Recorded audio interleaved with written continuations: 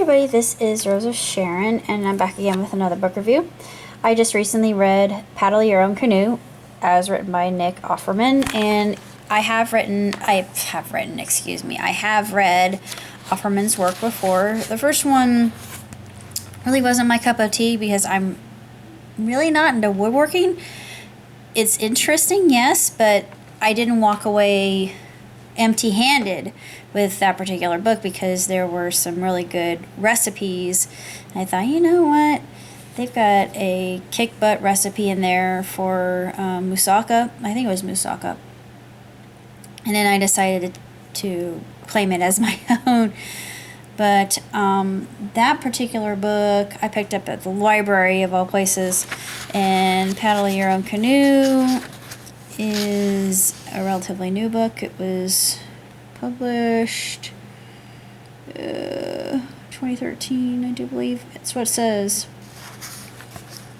But he makes a good point about creationism, and I'm a Christian, but what he says has so much common sense behind it that it's not even funny. And he said, I do realize that many Christians are very decent people, and I like people who are kind and polite, but just keep that out of our schools. And I'm thinking if somebody has a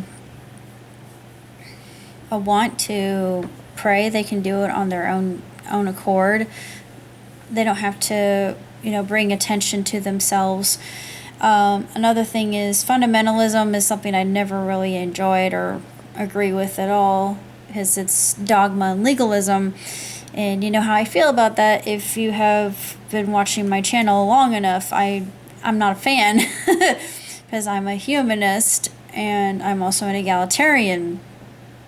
But he says a lot of things that are interesting. And of course, he also speaks quite a bit about Leviticus, and I have read the book of Leviticus, and yeah, I'm probably going to get flamed for this, but I don't agree with every single jot and tittle in the Bible. I just don't.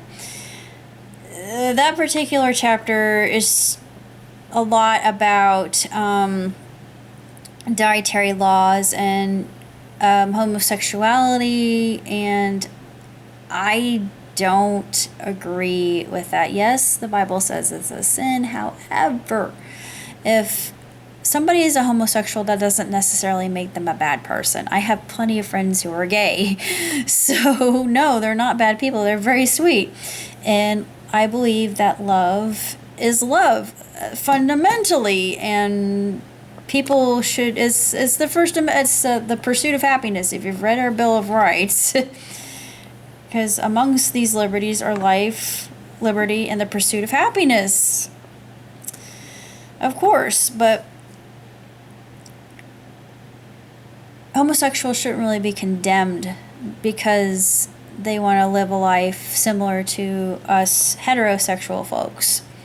I don't see the problem. I don't see an argument, but that's just me.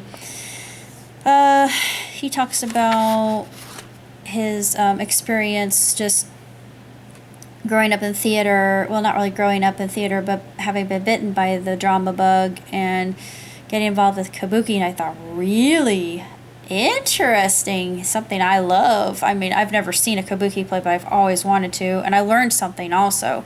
But Kabuki itself means dance and, well, actually it's sing, dance, and skill. Sing, dance, and skill all together. And I thought, well, that's a very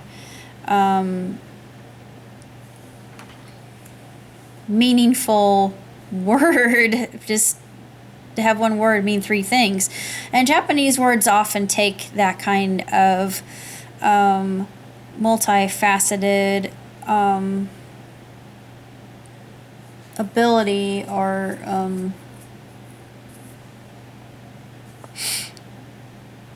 they often have that kind of nuance to them. I really can't say that much about the book itself. He talks about his woodworking shop, which I'm not really surprised about that. There's a hilarious chapter in there about how everybody should love red meat and why you should eat red meat more often than white meat. It's hysterical. He sticks to he sticks to his guns. He tells it how it is, and his vocabulary is just insanely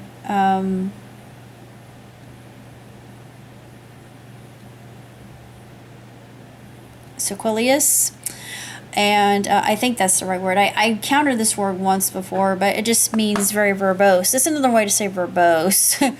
But I think it's like sesquilius, or I can't remember. It's a multisyllabic word. I don't know how to spell it because I wanted to put it in my story because it's a word I had used before, but now I can't remember it. But basically it means somebody who's loquacious. And he uses vocabulary in such a way that makes the story more engageable and relatable. And even though it's more of a guidebook for men, I think that women can get a lot of it out as well. And it's hilarious. It's also very enjoyable and just hysterical. And he talks about working on the set for Parks and Recreation and the people that he was privileged to work with, and I can only imagine what it was like to work with Amy Poehler, because I bet he had a difficult time keeping a straight face around her. And Megan Mullally, of course, Megan Mullally is his wife, and she's a smoking fox. I'm not gay, but yeah, she's hot. I'm sorry. I mean, I'm just gonna say it as it is. She's actually another one of my favorite comedians, and Amy and Kristen Schaal and Tara Strong, I have a huge girl crush on those aforementioned women, and Cote de Palo as well, who has nothing to do with the group I mentioned before, but she's also a woman that I've had, other than Polly Perrette, that I've always had a girl crush on. Needless to say, girl crushes never die.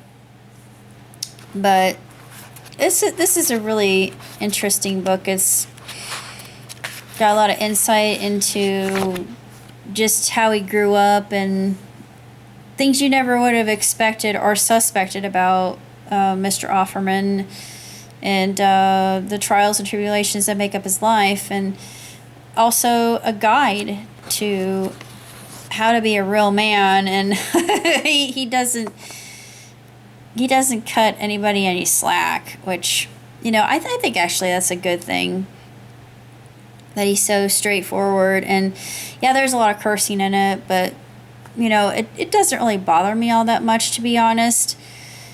But I thought, really, is this necessary? But still, despite that, I thought it was spectacularly written. It was a stellar read. I could not put it down. It's woefully short, and also it has some really fantastic illustrations. I want to show you one. Love the illustrations. One of my favorite things that he actually discusses in length at the very end of the book is how people are so invested in screens. And there's a song I really like by the Empty Pockets called Bubble, and look it up, but it's a very profound and dense song just about how a lot of us are addicted to the convenience of technology and how we have lost the art of communication with each other face to face and enjoying time with one another, which, it's a sad reality. It's a sad state of affairs, but hopefully that'll change over time. Hopefully the whole point of communication is because we're social animals and we have to have that connection, or the species will inevitably just die out as a whole. What a bleak future that would be. But anyways, book was absolutely sensational. I loved it. I loved the poem at the end, the Paddle Your Own Canoe, because I didn't know he was a poet, but yeah, I'm actually going to read it too because I liked it. I just thought it was really adroitly written, and it has an illustration. Doing this left-handed is no easy feat. That's what she said. Bad joke. Paddle your own canoe. Siddhartha said life is like a river. The thought of watching it pass me by causes me to shiver. So I grab life by the balls, and I got some advice to deliver. Get off your caboose, paddle your own canoe. Young Teddy Roosevelt was a weak little puss, but he exercised and became quite an ornery cuss, till he could whip 2 bears and also Cuba without a fuss. By God, number 26, paddle his own canoe. I'm a huge Teddy Roosevelt fan, so yeah, he's definitely a kindred spirit. You like to smoke some reefer, and you like to dance. The preacher tells you to keep your pecker in your pants. But he'll be kissing your nephew, given half the chance. He can go to hell. That comes from his Catholic background. Then you can spend your Sundays paddling your own canoe. I might have mentioned Jesus himself got high in my van. I told him I wouldn't go to church, and he shook my hand. He said, "My son, let me run inside and use the can, number 2. Now let's get some Doritos and paddle your sweet canoe." What would Jesus do? Paddle my goddamn canoe. I love that. Take the road less traveled, says Robert Frost. Keep your stone rolling so it don't accumulate no moss. Leave the faint at heart sucking on your exhaust. Live a little life and paddle your own canoe. Actually, that's my favorite part of the poem. Don't while it away masturbating in the ditches. Put your tackle away and hitch up your britches. Then provision your boat with several pork-pulled sandwiches. Indulge in savory meat stuffs. Paddle your own canoe. I adore that. I don't know why. It's just so rife with just good information and philosophy of how to savor. It's all about savoring. It's not about, piddling your life away, just, kind of watching the clouds go by sitting on your laurels. Oh, no. Life is a participatory event. It is not a spectator sport. But I have heard that one too many times, and I absolutely agree with it. But I adored the book, and I highly recommend it if you're a fan of Nick Offerman. And yeah, he's extremely talented. I would love to meet him, actually, to be honest, because even though I don't necessarily agree with everything he said about church and state, I know he has certain reasoning behind that, and I totally get it. And yes, I do concur. I do feel that people can go about their own freedoms and worship them the way they want, but they don't have to get on other people's nerves because of it, because that's the First Amendment right. But yeah, I do agree with that. And it's not to say that religion is bad or anything. I just think that fundamentalism is wrong. That's the only thing I have to say. That's when you're just so close-minded and you just don't want to listen to reason, and you think your way is the only way and all the rest of us are going straight to hell. Well, I disagree with you. Needless to say, I hope Jesus will forgive you, but I'm sure he will, but maybe there are fundamentalists in heaven. Wouldn't that be hilarious? I have yet to see. But that's all I have to say. So until next time, live long and prosper. Ciao, Tootsie.